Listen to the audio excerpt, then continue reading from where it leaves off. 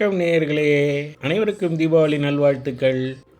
இன்றைக்கி இந்த வீடியோவில் நான் உடையாமல் ரவா உருண்டை எப்படி நம்ம செய்கிறது. ரவா லாடு எல்லாருக்கும் செய்யும்போது உதிர்ந்து போயிடும். அது உதிராமல் நல்ல உருண்டையாக எப்படி நம்ம உடையாமல் செய்கிறது என்பதை பற்றி சொல்லிக் கொடுக்குறோம். முழுமையாக இந்த வீடியோவை பாருங்கள், பயன்பெறுங்கள். நன்றி.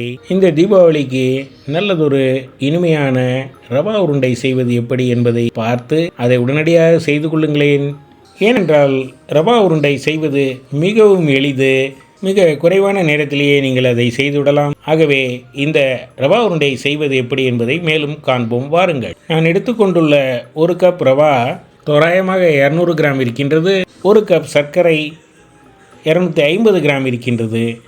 ஆனால் நமது ரவா உருண்டைக்கு ஒரு கப் ரவாவிற்கு 1.5 கப் சர்க்கரை தேவை.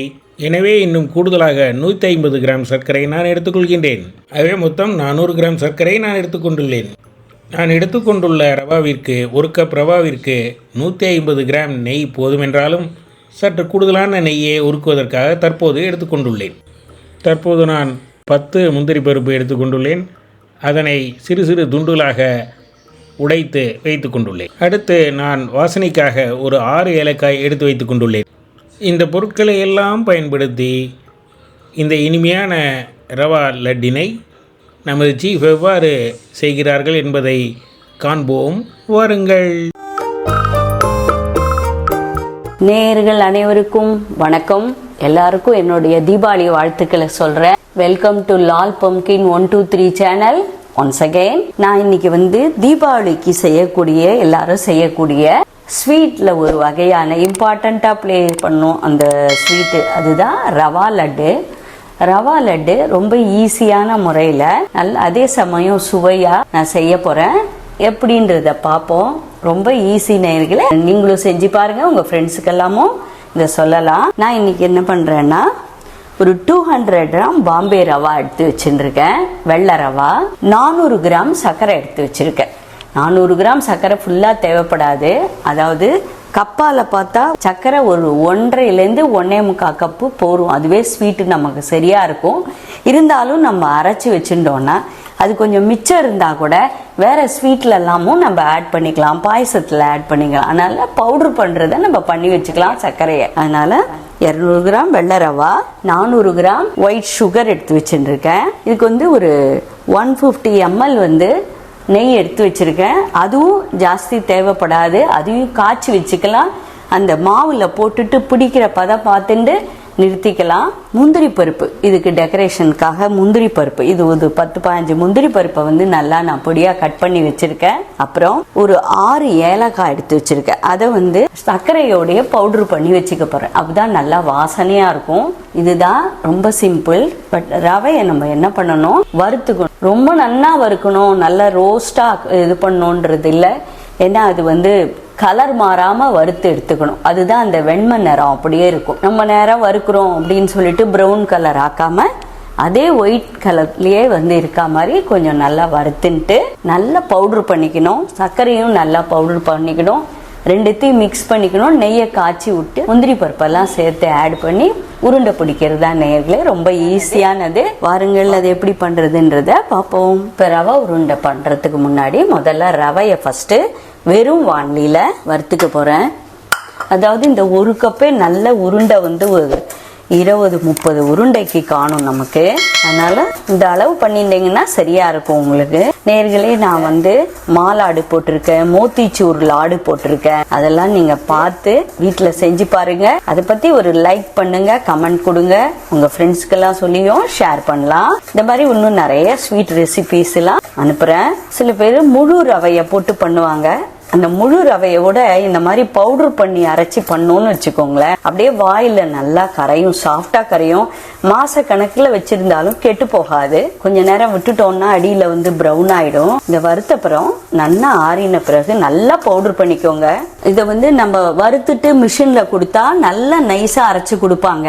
நம்ம குவான்டிட்டி கம்மின்றதுனால நம்ம வீட்லயே இதை மிக்சியில நம்மளும் நல்லா நைஸா அரைச்சிக்கலாம். போறோம். நல்லா ரவா சூடு வந்துருது. இதுக்கு மேல வேண்டாம். அடுப்பை ஆஃப் பண்ணிட்டு இந்த அடுப்புலேருந்து வேறு பக்கத்தில் வச்சிடலாம். ஏன்னா இதை வானலிலே அப்படியே வச்சுட்டோன்னு வச்சுக்கோங்க, அந்த வானலி சூடு அடுப்பு சூடில் இன்னும் நிறம் மாற சான்ஸ் இருக்குது. இப்போ மிக்சியில் ஃபஸ்ட்டு சுகரை நல்லா பவுட்ரு பண்ணிக்கிறேன். இந்த சுகர் பவுட்ரு பண்ணிக்கும் போது இந்த ஏலக்காயும் சேர்த்து பவுட்ரு பண்ணிக்கலாம். இப்போ நல்லா இதை நைஸாக அரைச்சி வச்சுக்கலாம்.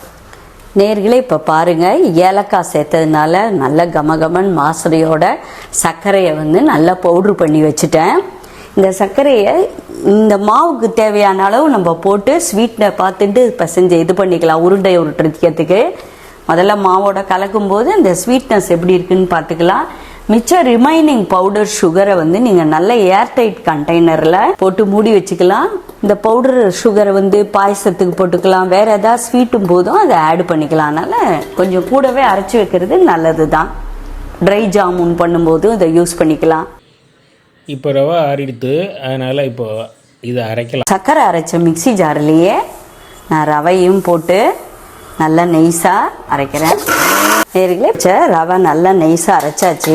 ஒரு பாத்திரத்தில் போட்டுக்கிறேன். அப்புறம் இப்போ நம்ம அரைச்சி வச்சிருக்கிற ரவா மற்றும் அரைச்சி வச்சிருக்கிற சர்க்கரை ரெண்டையும் ஒரு பேசினில் போட்டு நல்லா கையாலேயே கலந்து வச்சுக்கணும். பாருங்க, ரவா உருண்டைக்கு முந்திரி பருப்பு போட போறேன். அதை எடுத்து வச்சிருக்கிற நெய்யிலேருந்து ஒரு 2 ஸ்பூன் நெய் விட்டு முந்திரி பருப்பை முதல்ல வறுத்துக்க போறேன். அதை அதில் போட்டுட்டு அப்புறம் நெய்யை நல்லா காய்ச்சி அதில் விடலாம். மாவு கலந்துட்டே வரும்போது தேவையான அளவு நெய் விடலாம்.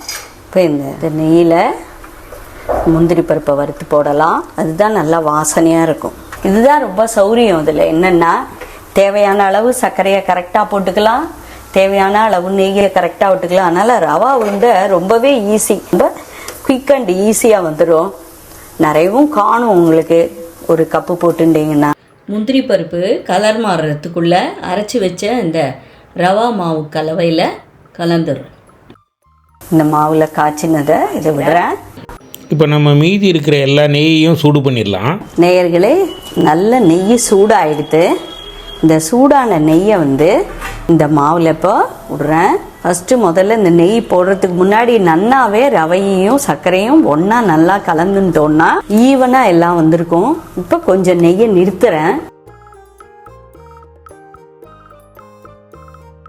நெய் விட்ட பிறகு இப்போ ரொம்ப நல்லா இது அப்படியே பொறுக்கிற சூட்டில் தான் இருக்கும். நல்லா கையால் நல்லா கலந்து விடலாம். சுட போகிறது பார்த்துக்கோங்க.